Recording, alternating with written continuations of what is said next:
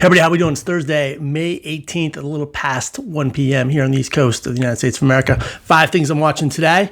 Australia cancels the Quad Summit. Now you're asking, what is the Quad Summit? Well, the Quad is a strategic network comprised of Japan, Australia, India, and the United States.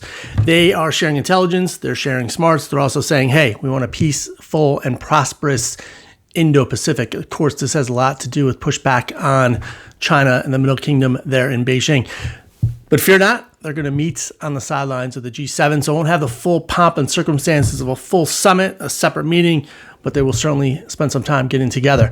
Why this is all important is because while this is happening, China's doing some fun stuff. I'm going to talk about that next, but it's a good reminder. This is for every political leader in the world. Nearly all foreign policy is really about domestic policy. If you don't have a strong, competent, normalized domestic policy, it's really hard for a nation to be aggressive on the foreign policy stage. And while Biden is dealing with a budget situation here in the nation's capital, he can't be spending more time out of the country. So after the G7 summit, instead of going to Australia and Papua New Guinea, he's going to return back to the United States and hopefully solve this budget situation. But remember, if you want to have a strong foreign policy, you got to have a strong domestic policy. Speaking of China, while this is all going on, Xi Jinping has got some tricks up his sleeve as well. He is hosting the China Central Asia Summit, and he's also sending a special envoy for Eurasian affairs. Presently, as we speak, he's in Ukraine. He's going to visit Poland, France, Germany, and Russia. So while this G7 Western democracy type activity is happening, Xi Jinping is also flexing his diplomatic muscles, sending diplomats here, meeting with diplomats there. Smart stuff, actually, from Xi Jinping. Speaking of smart stuff, Edward Luce, he's a columnist in the Financial Times. He has a really interesting column today that he's talking about Kamala Harris and her role as vice president going into the 2024 election. With Biden's age, there's going to be so much more attention, so much more focus on Kamala. And he's making, I want to talk this correctly, at the end of his column, he finishes by saying the more exposure she's given now, the better. Harris needs to be prepared to be president. Biden picked her in 2020, and now he must invest in her.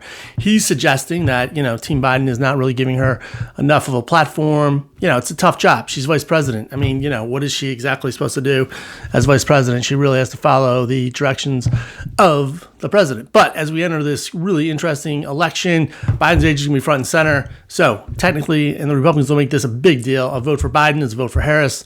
And if you don't like Biden and you don't like Harris, vote for the other team. So watch out for that. What's interesting, I think what Team Harris could really benefit from is somebody from having more kind of center-right political operatives at her table, giving her political advice. I imagine she's really wrapped up in the progressive world. She could really use a little Main Street, common sense, center-right political advice. Give me a call. Happy to help. Next thing we're looking at is the TikTok ban. The state of Montana has banned TikTok. This ban will go in effect next year. But what's interesting about this ban, it sets up the pathway for the First Amendment. We're going to be a huge legal battle. Interesting that Montana has gone first. This is also happening, by the way. There was an earlier story last week about auto companies in America taking out AM radios. Now you got TikTok. There's a general fear, right, on certain parts of the political spectrum that those that control the media will pick elected officials. So if there's less opportunities for communications, less platforms, less control, algorithms, AM radio, less places to get the word out, you may have less chances to elect the right people. So look for that. Possibly, I'm sure other states will ban TikTok to get on this, and we're going to have a big First Amendment legal battle on our hands, which will be interesting. Finally, we're wrapping up. Speaking of First Amendment, the Manning Omaha Productions, Peyton Manning, the Hall of Fame quarterback, has created one of, I think, the best media organizations ever.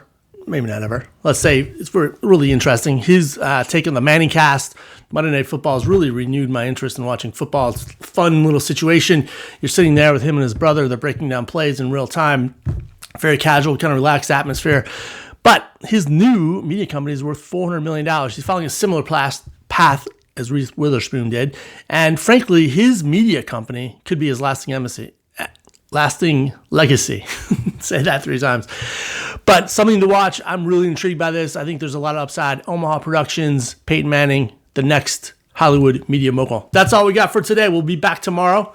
Hey, remember, enjoy the ride and plan accordingly.